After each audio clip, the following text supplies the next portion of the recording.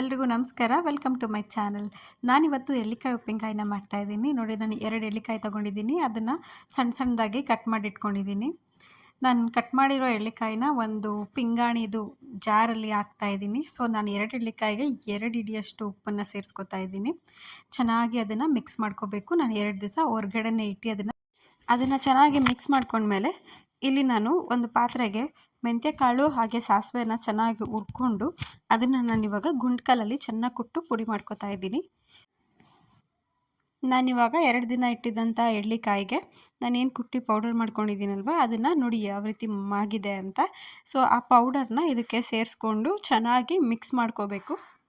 ನೋಡಿ, ಇವಾಗ ನಾನು ಮೆಂತ್ಯ ಪೌಡರ್ ಮತ್ತು ಸಾಸಿವೆ ಪೌಡರ್ನ ಇದಕ್ಕೆ ಹಾಕೋತಾ ಇದ್ದೀನಿ.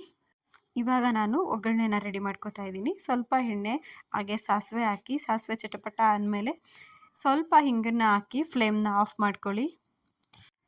ಸೊ ನಾನಿವಾಗ ಉಪ್ಪಿನಕಾಯಿಗೆ ಬೇಕಾಗಿರೋಷ್ಟು ಖಾರ ಅಂದರೆ ಒಂದು 4 ಟೇಬಲ್ ಸ್ಪೂನಷ್ಟು ಖಾರದ ಪೌಡರ್ ಹಾಕಿದ್ದೀನಿ. ಹಾಗೆ ಚಿಟಿಕೆಯಷ್ಟು ಅರಿಶಿನ ಪುಡಿ, ನಾನೇನು ಒಗ್ಗರಣೆ ಮಾಡಿದ್ನಲ್ವ ಸಾಸಿವೆ ಹಾಗೆ ಹಿಂಗು, ಅದನ್ನು ಕೂಡ ಇವಾಗ ಇದಕ್ಕೆ ಸೇರಿಸ್ಕೊಂಡು ಚೆನ್ನಾಗಿ ಇದನ್ನು ಮಿಕ್ಸ್ ಮಾಡ್ಕೋಬೇಕು. ಇದು ಹೊರಗಡೆ ತರೋ ಉಪ್ಪಿನಕಾಯಿಗಿಂತ ತುಂಬ ಟೇಸ್ಟಿಯಾಗಿರುತ್ತೆ. ಹಾಗೆ ಯಾವುದೇ ಪ್ರಿಸರ್ವೇಟಿವ್ಸ್, ಕೆಮಿಕಲ್ಸ್ ಏನು ಆ್ಯಡ್ ಮಾಡಿರೋದಿಲ್ಲ. ಸೊ ಇಷ್ಟು ಈಸಿಯಾಗಿ ಮಾಡ್ಕೊಳ್ಳೋವಂಥ ಉಪ್ಪಿನಕಾಯಿನ ನೀವು ಕೂಡ ಮನೆಯಲ್ಲಿ ಒಂದ್ಸಲ ಟ್ರೈ ಮಾಡಿ, ಹೇಗಿದೆ ಅಂತ ಕಾಮೆಂಟ್ ಮಾಡಿ. ಸೊ ಇದೇ ರೀತಿ ಈಸಿ ರೆಸಿಪೀಸ್ಗೋಸ್ಕರ ನಮ್ಮ ಚಾನಲ್ನ ಸಬ್ಸ್ಕ್ರೈಬ್ ಮಾಡ್ಕೊಳ್ಳಿ. Thank you for watching.